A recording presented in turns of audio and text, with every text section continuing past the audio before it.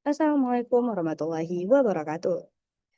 Pada hari ini saya akan mempresentasikan hasil proyek kelompok saya yang berjudul Analisis Hubungan Variabel Klinis terhadap Risiko Penyakit Jantung.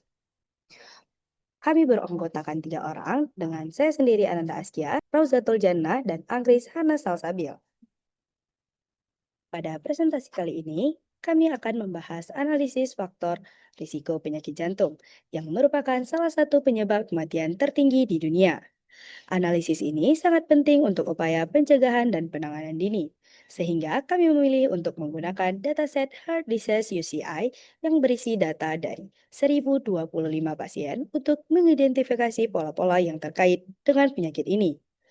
Mengenai teknik sampling, kami menggunakan sampel random sampling atau sampel acak sederhana. Kami memilih metode ini karena data dalam dataset bersifat homogen. Dengan demikian, setiap data pasien memiliki kesempatan yang sama untuk terpilih sebagai sampel. Dengan ini, kami harapkan hasil proyek ini lebih akurat. Penelitian ini bertujuan untuk mendeskripsikan karakteristik pasien, menganalisis hubungan antar variabel klinis yang berkaitan dengan risiko penyakit jantung, serta untuk mengidentifikasi pola pengelompokan pasien menggunakan analisis seperti scatter plot, uji chi-square, dan Kamin clustering. Jenis data yang kami gunakan merupakan data sekunder dari dataset Heart Disease UCI. Untuk populasi dan sampel, kami mengambil pasien dalam studi kardiovaskular UCI. Untuk variabel penelitian, kami memilih age, sex, trace BPS, call, talak, obik, serta variabel target yaitu penyakit jantung. Metode yang kami gunakan, yang pertama analisis deskriptif untuk menggambarkan karakteristik data. Yang kedua, scatter plot untuk melihat hubungan pola antar variabel. Yang ketiga, Kamin clustering untuk mengelompokkan pasien berdasarkan kesamaan karakteristik. Dan yang keempat, uji chi-square untuk melihat hubungan antar variabel kategori. Kemudian, pada statistik deskriptif, kami menggunakan box plot dan summary statistik. Pada box plot, terdapat 4 tipe nyeri dada yang terbagi menjadi tipe 0, tipikal angina, tipe 1, atipikal angina, dan tipe 2, non-anginal pain, dan tipe 3, asimptomatik. Pada tipe 0 menunjukkan distribusi usia dengan median tertinggi, mendekati sekitar 60 tahun. Sedangkan pada tipe 1, 2, dan 3 memiliki distribusi usia dengan median yang lebih rendah, mendekati sekitar 50 tahun. Terlihat pula dari box plot terdapat outlier atau nilai pencelan pada tipe nyeri dada 0. Dan juga data tidak berdistribusi normal, yang mana median tidak berada di tengah kotak. Terlihat dari summary statistik dari dataset heart disease.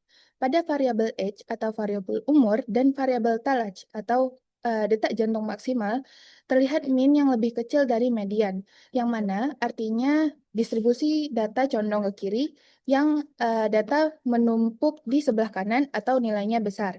Pada variabel kolesterol, terlihat mean yang lebih besar dari median, yang artinya distribusi condong ke kanan, yang maknanya data menumpuk di kiri atau nilai kadar kolesterol yang rendah.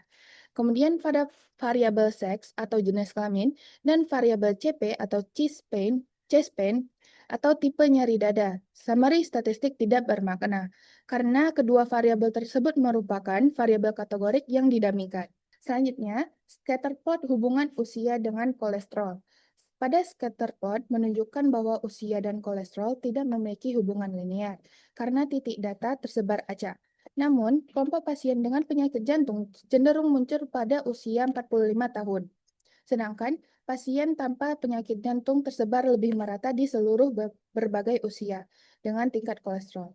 Hal ini menunjukkan bahwa meskipun tidak ada pola hubungan langsung, kombinasi usia yang lebih tua dan kolesterol tinggi lebih sering ditemukan pada pasien penyakit jantung.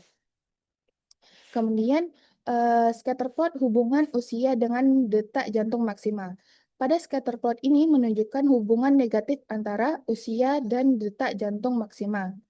Semakin tua seseorang, maka semakin rendah detak jantung maksimalnya. Pola ini terlihat pada kedua kelompok, baik yang memiliki penyakit jantung ataupun tidak. Namun perbedaannya adalah orang dengan penyakit jantung cenderung memiliki detak jantung maksimal yang lebih tinggi pada usia berapapun, sedangkan orang dengan penyakit jantung umumnya memiliki nilai detak jantung maksimal yang lebih rendah. Hal ini menunjukkan bahwa kemampuan jantung mencapai detak jantung maksimal yang tinggi lebih sering ditemukan pada orang yang sehat. Selanjutnya, kita masuk ke statistik inferensia. Yang pertama ada tabel cross-tab, yaitu tipikal angina justru lebih banyak pada kategori no dengan 39 kasus. Sebaliknya, atipikal angina, non-angina, pain, dan asimptomatik lebih banyak pada kategori yes, masing-masing 11, 17, dan 4 kasus. Ini berlawanan dengan intuisi nyeri dada yang tidak khas atau bahkan tanpa gejala. Justru lebih baik ditemukan pada pasien dengan penyakit jantung, mungkin karena kondisi kronis atau tipe penyakit yang berbeda. Selanjutnya, uji chi-square untuk menguji hubungan antara jenis kelamin dan target penyakit jantung. Dari tabel kontingensi terlihat laki-laki 30 orang tanpa penyakit dan 20 orang dengan penyakit jantung. Perempuan 14 orang tanpa penyakit dan 12 orang dengan penyakit jantung. Hasil uji menunjukkan X kuadrat sama dengan 3.998 dengan p-value 0,0456. Karena p-value lebih dari 0,05, maka kita dapat menyimpulkan bahwa hubungan signifikan antara jenis kelamin dan target penyakit jantung.